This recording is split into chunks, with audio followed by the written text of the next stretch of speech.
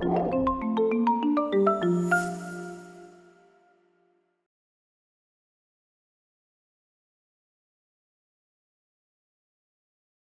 minutes sont maintenant consacrées à quelque chose de très différent, qui est le Citeco Vidéo Challenge. Je suis le président du jury qui a fait cela. Je vous demande de rester.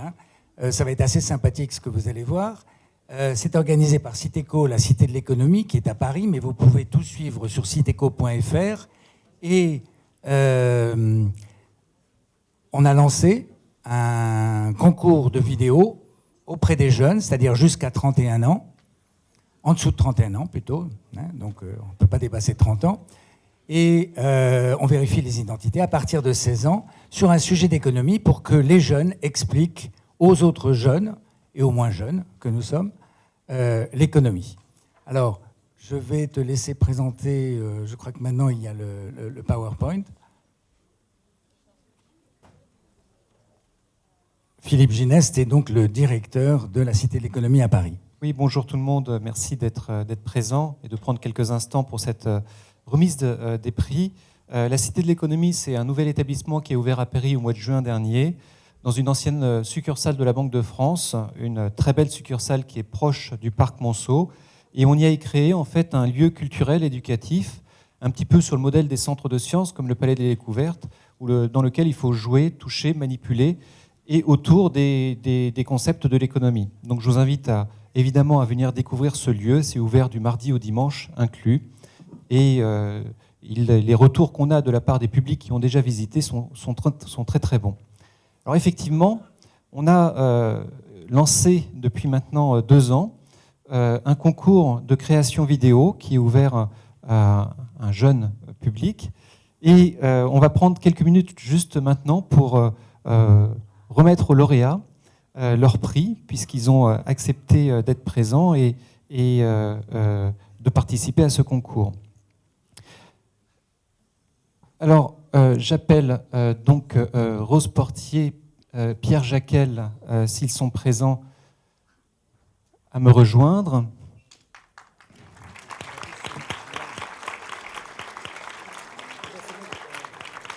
Juste un petit mot, donc vous allez vous présenter, nous dire votre motivation et pourquoi vous avez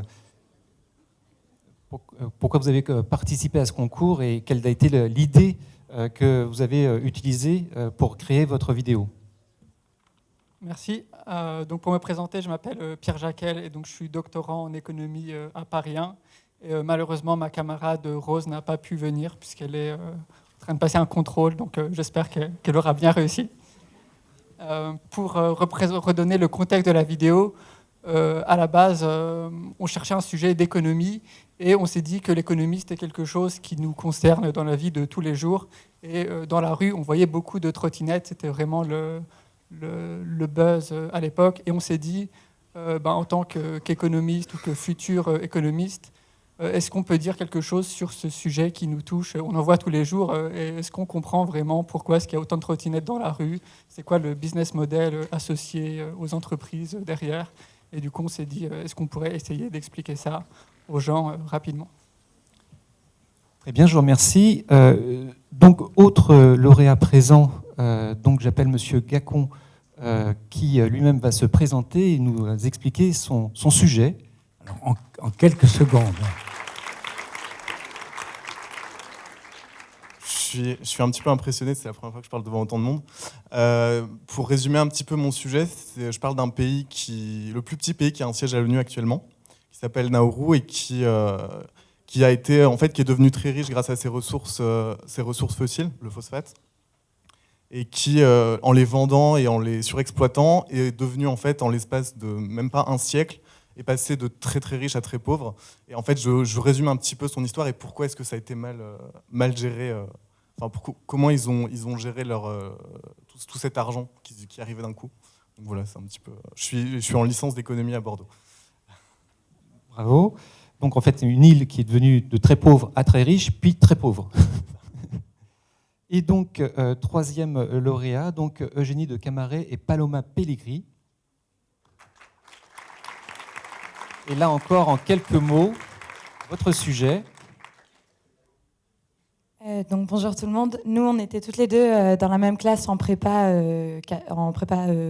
D2 à Paris, à Turgot.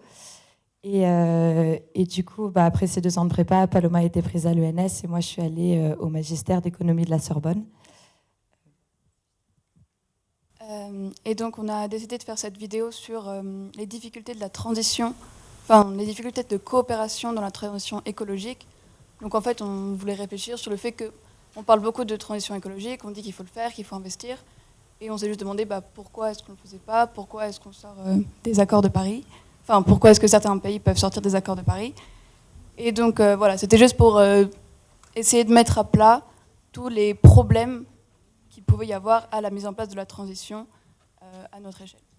Alors, on a jugé, le jury était composé de plusieurs personnes, dont Marina Kénéan, qui est ici et qui était la gagnante du concours il y a 2 ans, la numéro 2 du concours il y a 2 ans. Il y a aussi professeurs, il y a journalistes, etc. On essaie d'un peu de diversifier. On juge la qualité de la vidéo. Vous ne les verrez pas toutes ici, vous verrez juste la gagnante. Les autres seront sur les sites à la fois d'EGECO, qui est en partenariat, et de Citeco. On juge sur la pertinence économique, la qualité, la clarté de l'exposé, et puis aussi l'aspect un peu ludique, original de la présentation. Alors, je crois là, tu lances un medley. Oui, donc il va y avoir une petite vidéo. Ah oui, non, et simultanément, tu lances celui de l'année qui vient. Ou alors c'est moi qui le fais. En 2 mots, tout est écrit ici. Hein. Si vous voulez gagner 3 000 €, qui est le premier prix, eh bien, en ayant moins de 30 ans, ça démarre dès maintenant, et vous avez jusqu'au 30 avril pour préparer ça, avec beaucoup d'explications complémentaires qui sont sur le site de la Cité de l'économie, citeco.fr. Donc, la vidéo medley des 3...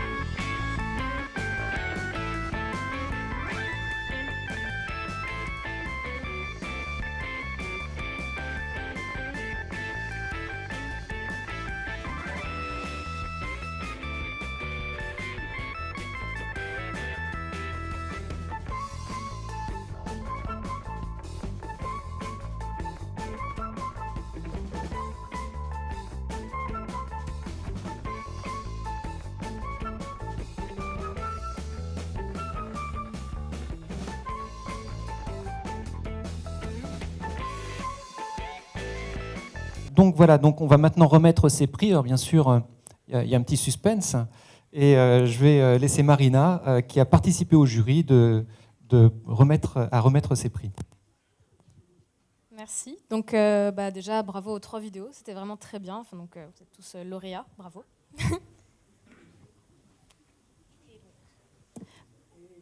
donc, dans l'enveloppe, je vois d'abord le 3e prix. Donc pour la vidéo, le business model de la trottinette électrique, pour Pierre Jaquel qui est là, et donc Rose partie.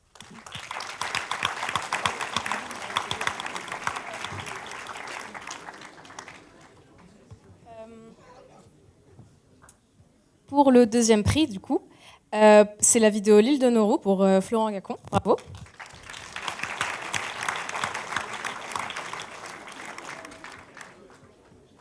Donc sans suspense, la transition écologique pour Paloma et Eugénie.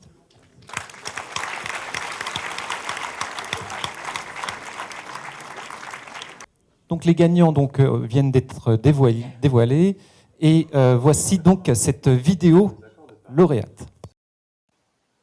Sur les 196 pays signataires des accords de Paris, seuls 16 respectent leur engagement sur la réduction des émissions de gaz à effet de serre. Malgré un besoin de transition criant, les États ont des difficultés à coopérer. L'environnement est un bien public mondial. La crise écologique nécessite donc une action coordonnée entre tous les acteurs de l'économie, États, entreprises et ménages. L'étude des comportements de coopération entre les acteurs économiques est donc primordiale pour comprendre pourquoi la coopération demeure si limitée malgré l'urgence écologique. L'écologie est tout d'abord liée aux questions d'externalités négatives, c'est-à-dire que l'action d'un individu impacte le bien-être d'autres individus sans que les individus impactés ne voient leurs pertes compensées.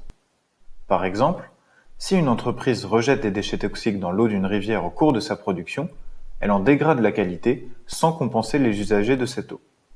L'enjeu est alors d'internaliser cette externalité avec une taxe, un quota ou une subvention. Il s'agit alors de déterminer qui en payera le prix. En matière d'émissions de CO2, la taxe carbone est une option. Elle s'appuie sur le principe du pollueur-payeur, qui semble juste mais peut impliquer des pertes de pouvoir d'achat pour les consommateurs et présente un risque pour les entreprises en matière de compétitivité face à des concurrents non soumis à la taxe. L'instauration d'une taxe carbone mondiale prônée par le co-prix Nobel d'économie William Nordhaus résoudrait ce problème. La question environnementale est aussi soumise à ce que les économistes qualifient de problème du passager clandestin. En effet, de façon individuelle, aucun acteur n'a intérêt à agir seul pour lutter contre la surexploitation d'une ressource, car son exploitation personnelle est minime face à l'étendue de la ressource et n'engendre pas de dégradation significative. Cependant, comme l'évoquait Hardin dès 1968 dans sa Tragédie des communs, en l'absence de centralisation des actions individuelles, tous les acteurs adoptent ce comportement, personne ne protège la ressource, et celle-ci disparaît à cause de sa surexploitation. Les limites de la rationalité des agents peuvent également poser problème lorsque ceux-ci sont confrontés à des enjeux de long terme qui diffèrent de ceux de court terme, comme pour le changement climatique. Entreprises, banques et dirigeants politiques sont en effet soumis à une forme de myopie face aux événements lointains et incertains, comme l'évoquait Mark Carney dans sa Tragédie des horizons, dans le cas des investisseurs financiers. La prise de conscience du problème écologique comme une menace imminente est donc primordiale, car elle peut pousser les entreprises à revoir leur stratégie, alliant bonne image environnementale et profit.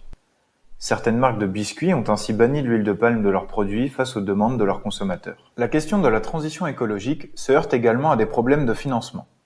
Elle implique en effet le développement de technologies onéreuses qui doivent pousser à la coopération entre les firmes, notamment en recherche et développement, comme c'est le cas sur certains moteurs électriques chez les constructeurs automobiles. L'État est aussi le seul à pouvoir soutenir des projets nécessaires au bien-être, mais non valorisés sur le plan financier, notamment à travers des subventions comme pour la rénovation thermique, en soutenant par exemple l'installation de double vitrage. Enfin, le financement de la transition peut aussi passer par une action des banques centrales, qui peuvent défendre le verdissement de leur politique monétaire en favorisant les taux d'emprunt des banques qui soutiennent des projets environnementaux, ou les rachats d'obligations vertes par exemple. Le problème écologique concerne donc des acteurs multiples, à la fois les consommateurs, les entreprises et notamment les banques, mais aussi les pouvoirs publics dont les États et les banques centrales.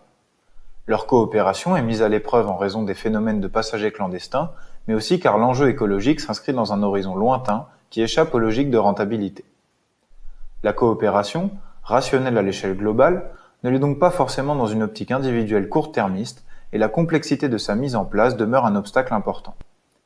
Cependant, étudier ces obstacles, c'est aussi proposer des solutions pour les surmonter et continuer à avancer dans un monde plus responsable. Juste un petit mot pour vous féliciter tous. Merci d'avoir participé. Et j'invite donc tous les jeunes qui sont dans cette salle à participer à ce concours. Vous avez jusqu'au mois d'avril pour le faire. Merci.